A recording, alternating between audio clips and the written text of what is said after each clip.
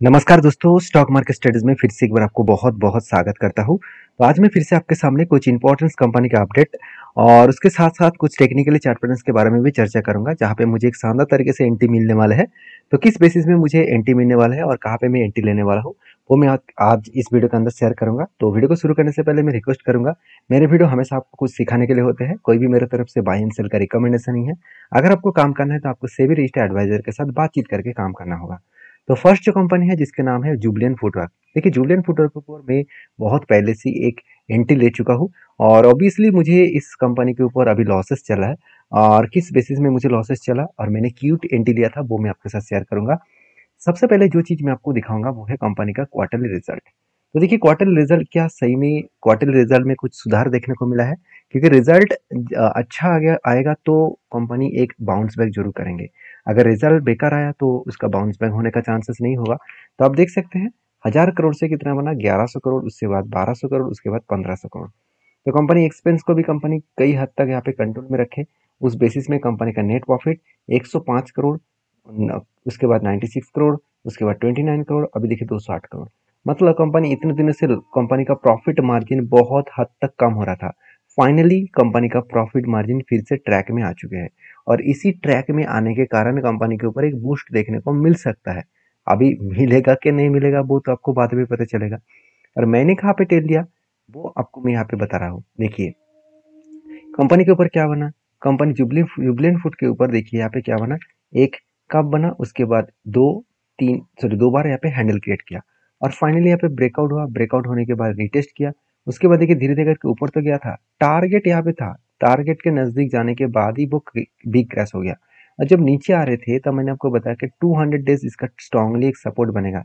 वो सपोर्ट को ब्रेक किया, रिटेस्ट किया, उसके बाद बिग फॉल हुआ और उसके बाद जहां से कंपनी कप बनाया था, कप का लो में ही टच करके वो देखिए बाउंस बैक कर रहा है।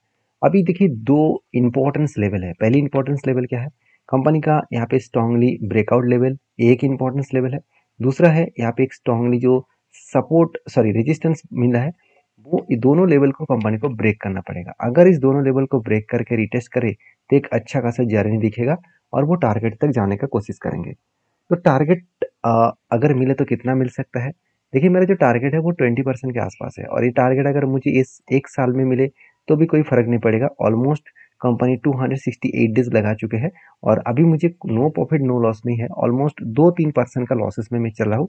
कोई बात नहीं, कंपनी के ऊपर सिचुएशन सब कुछ ठीक ठाक हो चुके हैं। प्रॉफिट ग्रोथ फिर से बढ़ चुके हैं, मतलब कंपनी यहाँ से रीबैक और बाउंस बैक कर सकते हैं।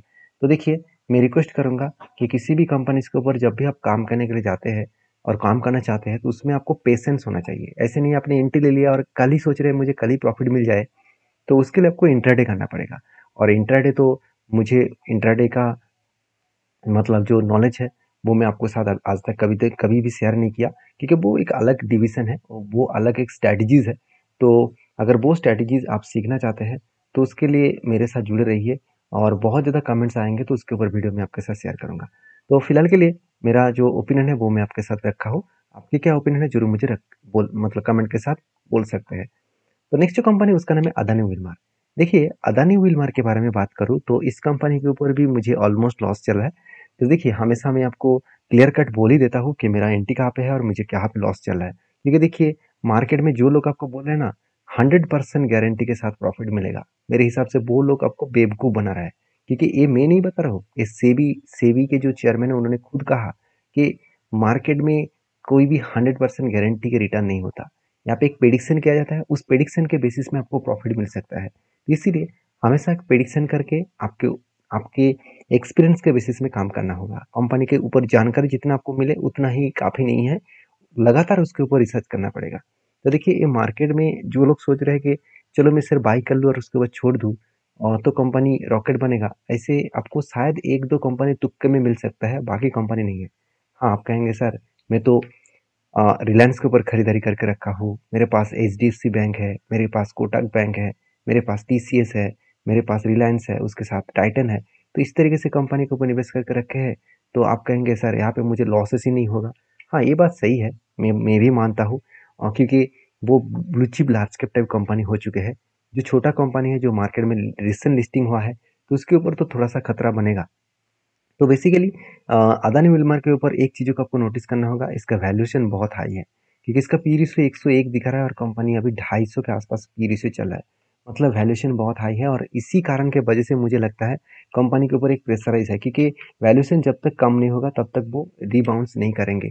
तो अदानी विल्मर के बारे में बात करें तो कंपनी का आरओसी आरओई में देखा जाए तो कंपनी में जो ग्रोथ है वो कुछ खास ग्रोथ देखने को नहीं मिला, क्योंकि कंपनी बहुत दिनों से स्ट्रगल कर रहा है। हाँ, मानता हूँ कंपनी का डेप्थ नहीं है, मगर कंपनी का एनुअली इनकम अच्छा खासा हुआ है। कितना इनकम हुआ, बहुत चमत्कार एक डेटा मैं आपको दिखाऊंगा। देखिए पिछले साल में 13,800 करोड़ का सेल्स था, तो बीच में कितना हुआ, 12,900 करोड़, 12,200 करोड़, 12,800 करोड़, 13,200 करोड़। मतलब जो सेल्स का ग्रोथ है वो सेल्स का ग्रोथ को देखेंगे तो कंपनी में जो ग्रोथ है वो कुछ इस तरीके से नजरिया देखने को मिलेगा। अभी वही चीज को अगर आपको एक्सपेंस के हिसाब से बात करूँ तो नेट प्रॉफिट आप देख सकते हैं 94 करोड़ से कितना बना, 157 करोड़ बना। मतलब कंपनी के जो प्रॉफिट बीच में क्या हो गया था, बिग लॉसेस हो गया था।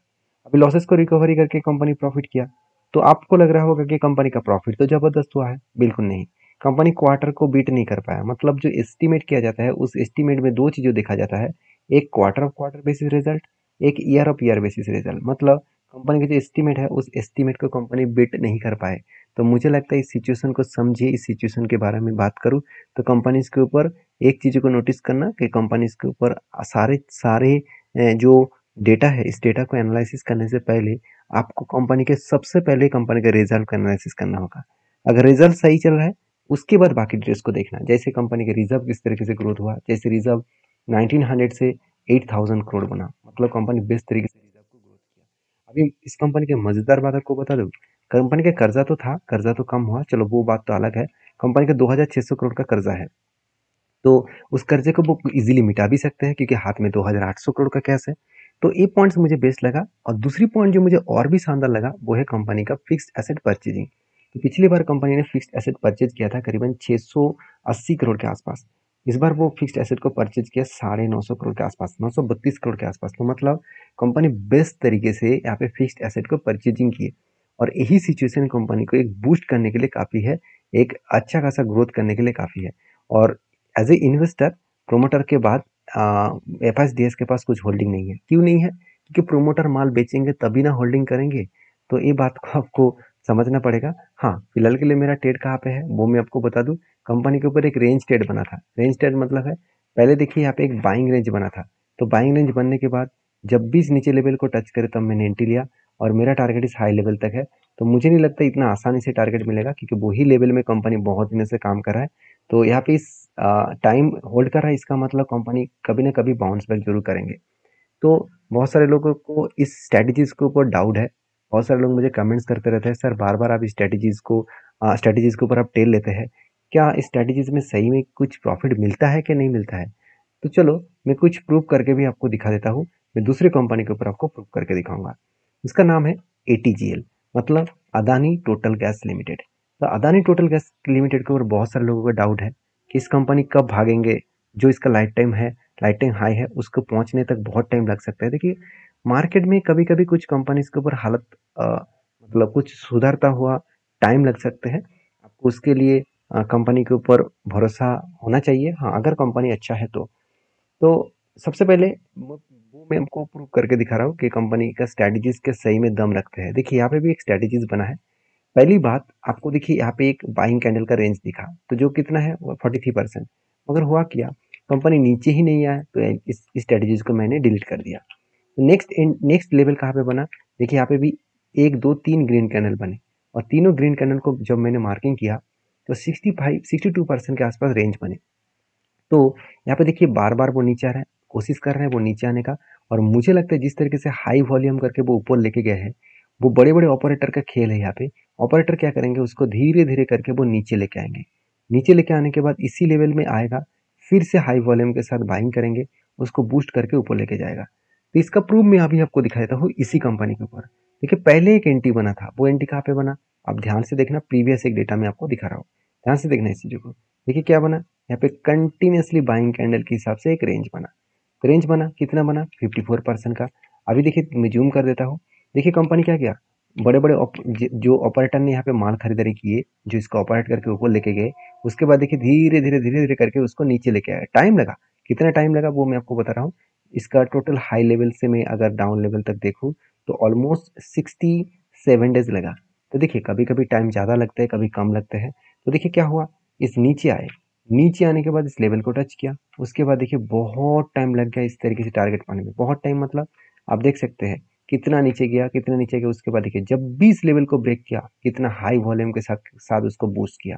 और जो टारगेट मिला वो कितने दिन में मिला, एंटी लेवल से अगर मैं टारगेट तक देखूं तो ऑलमोस्ट 200 दिन लग गया। तो क्या प्रॉब्लम है, 200 दिन में 50% का टारगेट, इससे बढ़िया चीज और क्या हो सकता है। देखिए मैं तो खुश हूँ इस तरीके से स्ट्रैटेजीज में, क्योंकि मैंने स्ट्रैटेजीज को बहुत पहले से स्ट्रैटेजीज के ऊपर काम कर रहा हूँ। और मैंने इस स्ट्रैटेजीज के ऊपर बहुत ज़्यादा बैक टेस्टिंग किया। ऑलमोस्ट 200 कंपनी से भी ज़्यादा कंपनीज के ऊपर मैंने बैक टेस्टिंग किया, और वो भी अराउंड 10 साल पीछे जाकर, 10 से 15 साल पीछे जाकर बैक टेस्टिंग करके दिखा। और मुझे बहुत अच्छा खासा रिजल्ट मिला। तो इसीलिए मैं स्ट्रैटेजीज के ऊपर काम करता हूँ। तो मैं यही कहूँगा कि आप भी बैक टेस्टिंग करके देखिए। आप इस तरीके से स्ट्रैटेजीज को फॉलो करने से पहले, डायरेक्टली बाय करने से पहले आप पहले बैक टेस्टिंग करिए। एटलीस्ट तो चेक करिए कि हाँ इस तरीके से स्ट्रैटेजीज में दम है क्या नहीं है। और जब इस तरीके से स्ट्रैटेजीज बना था, क्या उस टाइम कंपनी का परफॉर्मेंस अच्छा था, कंपनी का फाइनेंशियल डिटेल्स, फंडामेंटल डिटेल्स क्या ठीक ठाक था।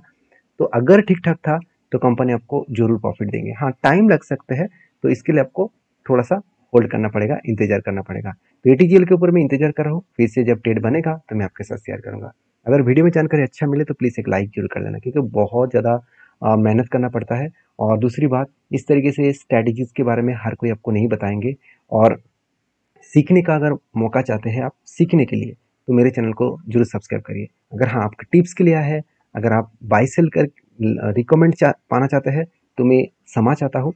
मेरे तरफ से किसी भी टाइम पे आपको बाई सेल का रिकमेंडेशन नहीं मिलेगा, क्योंकि मैं कोई सेबी रजिस्टर्ड पर्सन नहीं हूँ कि मैं आपको बाई सेल का रिकमेंड करूँ। आप सीखना चाहते हैं तो सीखिए, सीख कर आप खुद के सेबी रजिस्टर्ड एडवाइजर के साथ बातचीत करके काम करिए। नेक्स्ट जो कंपनी उसका नाम है पीबीबी इंफ्रा लिमिटेड। बेसिकली एक छोटा सा कंपनी है, फिर भी इस कंपनी ने गुड अपडेट दिया। कंपनी जल्द से जल्द खुद का जो फेस वैल्यू है 10 रुपए का, उस 10 रुपए फेस वैल्यू को कंपनी स्प्लिट करने वाला है, मतलब ब्रेक करने वाला है। तो कितना ब्रेक होगा वो तो अभी तक अपडेट नहीं आया। तो जब अपडेट आएगा तो मैं आपके साथ जरूर शेयर करूंगा। वीडियो में जानकारी अच्छा मिले तो प्लीज़ लाइक कर लेना और चैनल को सब्सक्राइब भी कर लेना। मिलते हैं नेक्स्ट वीडियो में, तब तक के लिए धन्यवाद।